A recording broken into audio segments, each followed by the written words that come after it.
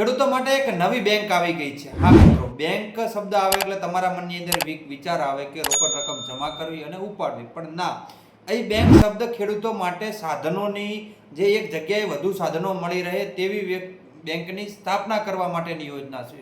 એટલે કે ખેતી માટેના તમામ સાધનો, જેની અંદર હાર્વેસ્ટિંગના સાધનો હોય, જે ખેડ કરવાના સાધનો હોય, ટ્રેક્ટર હોય, રોટાવેટર હોય, કલ્ટિવેટર હોય, આવા સાધનો એક જગ્યાએ મળી રહે ને તેવી બેંકની સ્થાપના કરવા માટેની એક મહત્વની યોજના આવી ગઈ છે। યોજનાનું નામ છે ફાર્મર મશીનરી બેંક। આનો મુખ્ય ઉદ્દેશ્ય છે કે ગામડાની અંદર મોંઘા અને આધુનિક કૃષિ યંત્રોની એક બેંક સેન્ટર ઊભું કરવાની છે, અને જેથી આસપાસના નાના ખેડૂતોને ખૂબ ઓછા ભાડાની અંદર આ સાધનો મેળવીને ખેતી કરી શકે।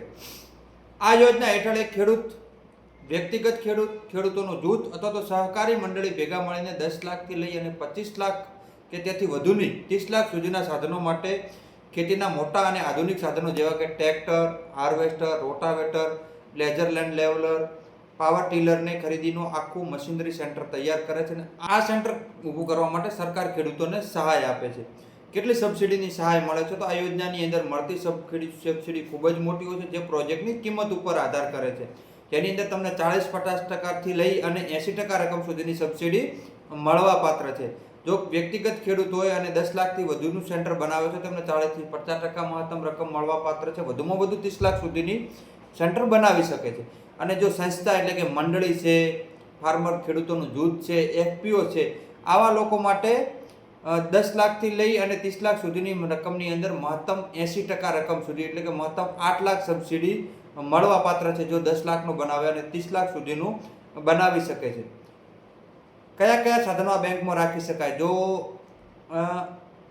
10 લાખનું બનાવે તો 8 લાખ રૂપિયા, 30 લાખનું બનાવે તો 24 લાખ રૂપિયા સુધીની સબસિડી મળવા પાત્ર છે। આ પ્રોજેક્ટ માટે કયા કયા સાધનો આ બેંકની અંદર રાખી શકાય? તો તેની અંદર છે ટ્રેક્ટર છે, પાવર ટીલર છે, રોટાવેટર છે, કલ્ટિવેટર છે, કમ્બાઇન્ડ હાર્વેસ્ટ છે, પ્લાન્ટ અને સીડ ડ્રીલ છે, પાવર સ્પ્રેયર છે, જેવા થ્રેશર છે, રિપેરર છે, જેવા વગેરે સાધનો તમે રાખી શકો છો। આ યોજનાનો લાભ કોણ લઈ શકશે? આની અંદર વ્યક્તિગત ખેડૂત પણ આ યોજનાનો લાભ લઈ શકે છે, સંસ્થા પણ લઈ શકે છે, એટલે કે જે સહકારી મંડળી આવે છે, FPO આવે છે, ખેડૂતોનું જૂથ આવે છે, જે આ યોજનાઓની અંદર જૂથ બનાવીને 8 થી 10 ખેડૂતો પણ લાભ લઈ શકે છે। અરજી કરવા માટે જરૂરી દસ્તાવેજની અંદર 7/12 છે, આધાર કાર્ડ છે, જેવા નોર્મલ બેંક પાસબુક છે, જૂથ મંડળી છે તો તેનું મંડળીનું લેટર પેડ છે, આવા દસ્તાવેજોની જરૂરિયાત રહેતી હોય છે। આ યોજના માટે આઈ ખેડૂત પોર્ટલ ઉપર તારીખ 6/4/2026 પહેલા અરજી કરવાની રહેશે। દર વર્ષે અરજી કરવાનું ચાલુ જ હોય છે, પણ ઓછા ખેડૂતોના લીધે અત્યારે પૂરતી અરજીઓ નથી મળતી, જેથી અરજી પાસ થવાની શક્યતાઓ વધુ હોય છે। આની અંદર આઈ ખેડૂત પોર્ટલ ઉપર બેંક કસ્ટમ હાયરિંગ સેન્ટર સ્થાપવા માટે, જે ફાર્મર મશીનરી સ્થાપવા માટેની યોજના ખેતીવાડી વિભાગની અંદર છે, તે તમારે અરજી કરવાની રહેશે। ઓનલાઈન અરજી કર્યા બાદ તેની પ્રિન્ટ અને સાધનોના કાગળ સાથે જિલ્લા ખેતીવાડી અધિકારીની અંદર જમા કરવાની હોય છે।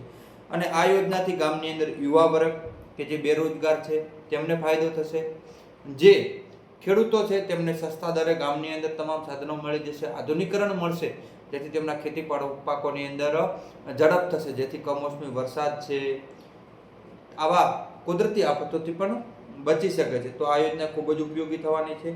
અને આપણી બનાસની ખેતી ચેનલને હજુ સુધી સબસ્ક્રાઇબ ના કરી તો સબસ્ક્રાઇબ કરજો, અને તેની બાજુમાં આપેલું બેલનું આઇકોન છે તે અવશ્ય દબાવજો।